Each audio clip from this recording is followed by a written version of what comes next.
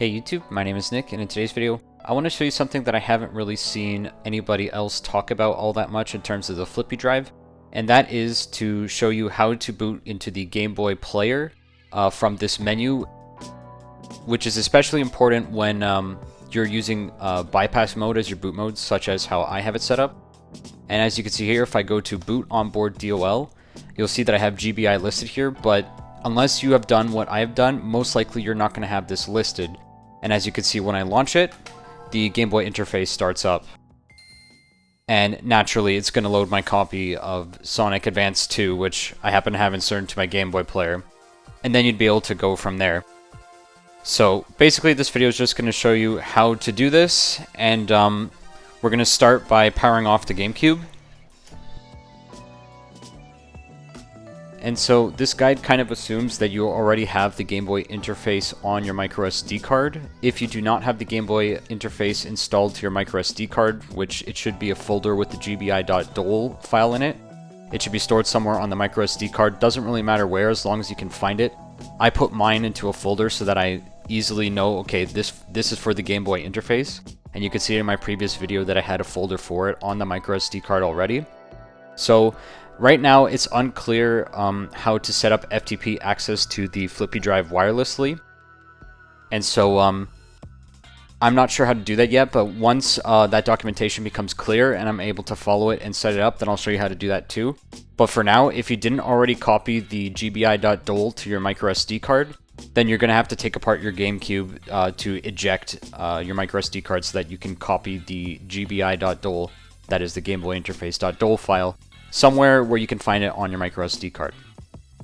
So, assuming you have done that already, or you already had the Game Boy interface stored on your microSD card, all you have to do now is turn your GameCube back on, hold X.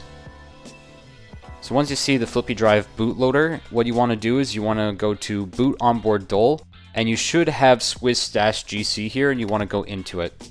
Once Swiss loads up, what you want to do is you have to press the B button, and you have to go to this gear icon. And what you need to look for is this setting here, which says File Management, and yours will probably say no. But what you want to do is you want to press A on it, and then move the D-pad or...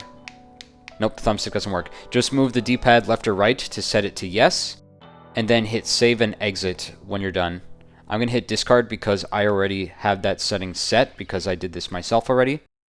And then you want to go back to this little triangle with the line under it and press B again so that you can access the files once more. And what you want to do is you want to navigate to where your gbi.dol file is stored. And as you can see, I'm in my directory where I kept it, which I just made a folder on the root of my SD card called GBI. So right now I'm looking at the GBI.dol file right there. So by pressing Z on your controller, it should come up with this menu that says Manage File. And what you want to do is you want to press X to copy, and then you want to set your destination to Flippy Drive Flash, and then press X right here to paste it. And then it won't say it exists for you because you'll probably be doing this for the first time. But for me, it's asking to overwrite. I'm just going to hit no. And now when you turn off your GameCube and turn it back on, you should see the gbi.dol there.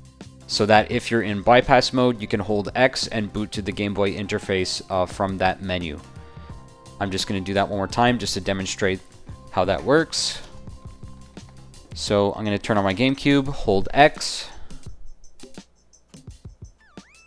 Once you see the Flippy Drive bootloader, you want to select Boot Onboard DOL, and then you should see gbi.dol right there, or it's not going to say .dol, but you should see GBI and it's there. And you could do that for a handful of applications as well. Let's say there's something else aside from the Game Boy interface that you want to be able to access from this menu, then you can add it using the same method. So that's pretty much it. That's it for this video. Thank you very much for watching. Until next time.